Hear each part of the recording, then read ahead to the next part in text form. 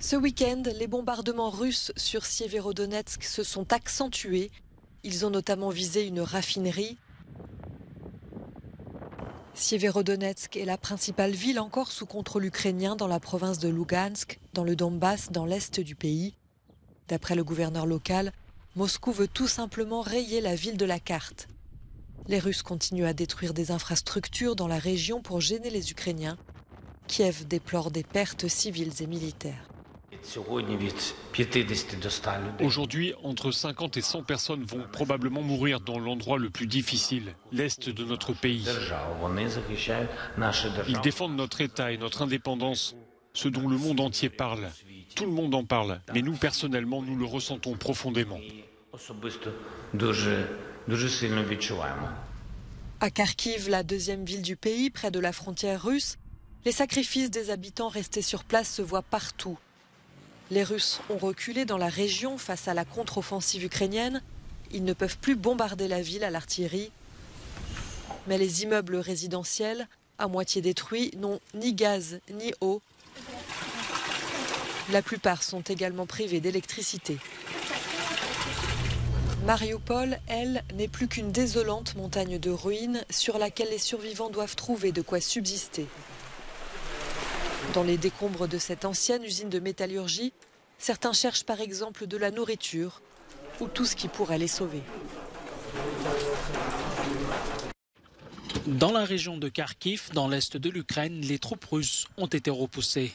Sur cette route abandonnée remplie de carcasses calcinées, une équipe de démineurs explore la zone tout juste libérée des forces russes. Bien que les bombardements continuent, certains habitants prennent le risque de revenir chez eux, mais la présence d'engins explosifs les inquiète. Des détonations se font entendre régulièrement sans qu'on puisse savoir si ce sont des explosions provoquées par des démineurs ou des tirs d'artillerie. J'ai décidé de tenter ma chance en revenant ici et j'ai pu un peu ranger ma maison. Je suis revenu il y a 2 jours. Nous ne faisons plus vraiment attention au bruit des bombardements. Maintenant, quand on l'entend, on comprend de quoi il s'agit. Je suis même capable de reconnaître les obusiers de calibre 122 mm, de 152 mm et de 155 mm. De toute façon, maintenant, nous sommes un peu des psychologues, voire des psychiatres. La situation est tellement stressante pour les gens que certains ont besoin d'être calmés ou simplement d'être aidés. Beaucoup ont juste besoin d'avoir une personne à qui parler. Selon les autorités ukrainiennes, près de la moitié du pays est contaminé par des engins explosifs. Il faudrait au moins 50 ans pour tout nettoyer.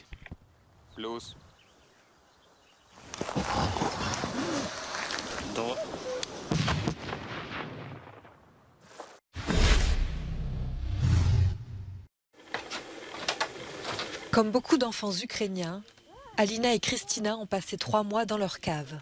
Je me réveille et je me brosse les dents. Ensuite, je prends mon petit déjeuner, puis je m'installe pour les leçons. Après l'école, je me repose un peu, puis je déjeune. Ensuite, on joue dans la rue. Quand les sirènes se déclenchent ou que les bombardements commencent, nous jouons dans la cave. Au moment où ils bombardent, maman descend, papa reste là-haut. Mais si ce sont de très gros bombardements, alors il descend aussi. Dans ces moments, je souhaite seulement ne pas être touchée.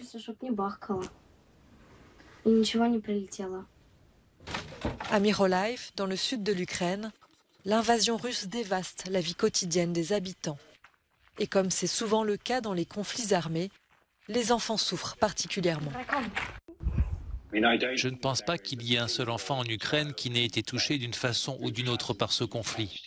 Dans les cas les plus graves, les enfants ont été directement exposés à la violence, à des semaines de bombardement, à la vie souterraine, dans des abris. Cela peut créer des syndromes de stress post-traumatique.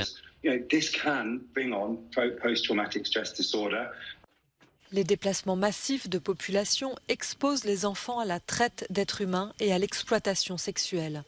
Avec le conflit, des millions de personnes risquent d'être mutilées ou encore plus gravement blessées. Depuis le début de la guerre, plus de 200 enfants sont morts. Vous n'avez pas besoin de la science pour vous demander si les enfants vont être blessés par cela. Pour le docteur Jack Shonkoff, du Centre de développement de l'enfant de l'Université d'Harvard, les enfants porteront les cicatrices de ce conflit d'une manière ou d'une autre, jusqu'à l'âge adulte. Voilà ce qui se passe dans le corps quand le système de stress est activé. Les niveaux d'hormones de stress augmentent dans notre sang, notre fréquence cardiaque s'accélère, notre pression artérielle monte, notre système immunitaire est activé, de sorte que l'inflammation est élevée à l'intérieur du corps. Notre taux de sucre dans le sang augmente, apportant de l'énergie à notre cerveau pour qu'il pense plus clairement et à nos muscles pour se battre ou courir. Et tous ces systèmes, s'ils ne reviennent pas à un niveau normal, commencent à avoir un effet de déchirure sur certaines parties du cerveau, ce qui peut affecter votre comportement, votre état mental et votre santé mentale. Mais cela affecte aussi votre système cardiovasculaire, immunitaire et vos systèmes métaboliques à cause d'un effet d'usure. Donc oui, les problèmes mentaux sont extrêmement importants, mais il y a aussi des problèmes de santé physique qui apparaîtront plus tard. Plus tard, dans le futur. Une notion devenue absurde pour cette famille qui se débat pour ne pas sombrer dans des conditions extrêmes. Je ne sais pas. Qu'est-ce que je pourrais prévoir aujourd'hui? Ils peuvent nous bombarder. Cela ne sert à rien de réfléchir au futur.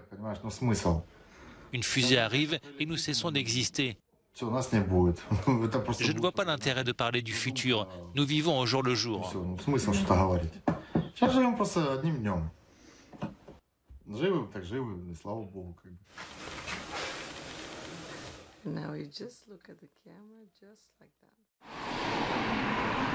Premier cas de variole du singe détecté à Vienne, en Autriche.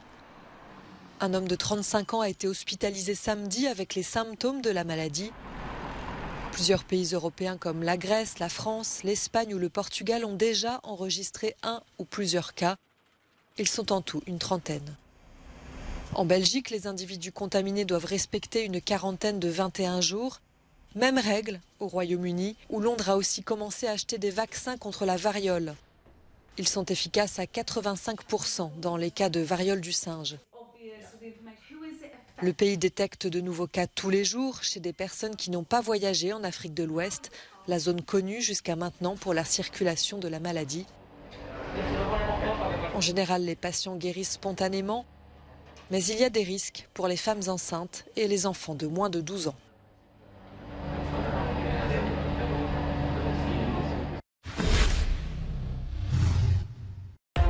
Les violents orages qui ont balayé ce week-end l'Ontario et le Québec dans l'est du Canada ont fait au moins 8 morts, selon un dernier bilan. La plupart des victimes ont été tuées par des chutes d'arbres et de branchages dans la région de la capitale Ottawa. Un homme s'est également noyé en canoë.